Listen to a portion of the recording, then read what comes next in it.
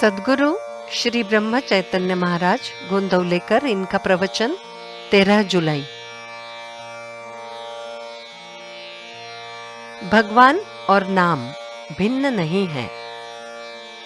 जो हमारे अनुभव में आए वही चाहे सच हो, फिर भी हम उसके अनुसार बरतते कहाँ हैं। कई बातें बुरी हैं, इसका हमें अनुभव होता है, किंतु क्या हम उन बुरी बातों को करना छोड़ देते हैं? और बस यही तो हमारा दोष है। महान पुरुषों का मात्र ऐसा नहीं होता।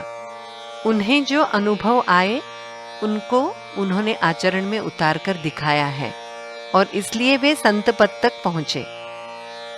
सचमुच संतों के हम पर कितने उपकार हैं। संसार का सुख सच्चा सुख नहीं है, वो तो सुख का वेश लिया दुख ही है। ऐसा जब उन्हें अनुभव हुआ तो उन्होंने यहाँ के संसार के सुख की ओर पीठ फेरी और सच्चे सुख की खोज करने में लगे।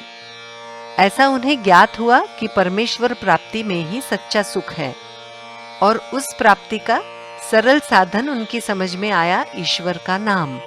और यही वेदों के समय से आज तक सभी साधु संतों ने कहा है।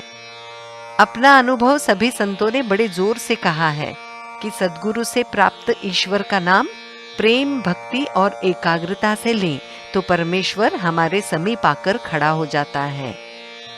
लेकिन क्या हम ऐसा नाम लेते हैं? क्या नाम के लिए नाम हम लेते हैं, या मन में कोई इच्छा, कोई वासना रख कर लेते हैं? कोई भी वृत्ति मन में उठने ना दें, और यदि नाम स्मरण किया जाए तो भगवान वास्तव में कोई दूर नहीं। भगवान और नाम ये दोनों बिल्कुल भिन्न नहीं हैं। नाम यानी ही भगवान और भगवान यानी नाम।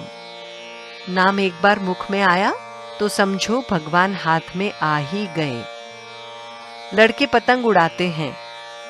कोई कोई पतंग आकाश में इतना ऊंचा चला जाता है कि दिखाई तक नहीं देता।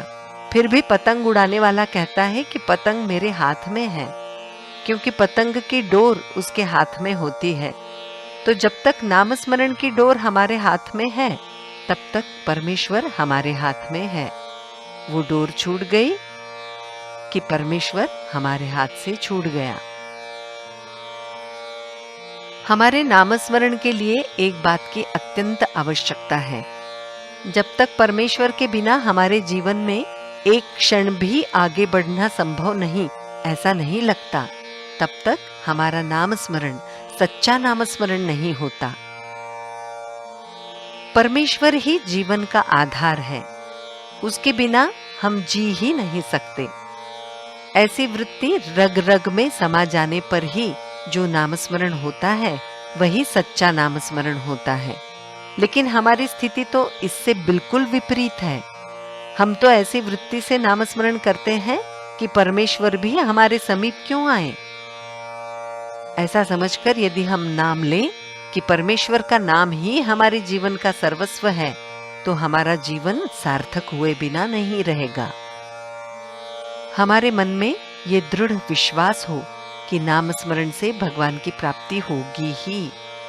ऐसे नाम स्मरण को ही निष्ठा से किया गया नाम स्मरण कहते हैं।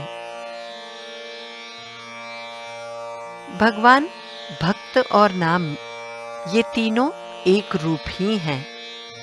जहां नाम है वहां भक्त है, और वहीं पर भगवान भी है। जानकी जीवन स्मरण जय जय राम।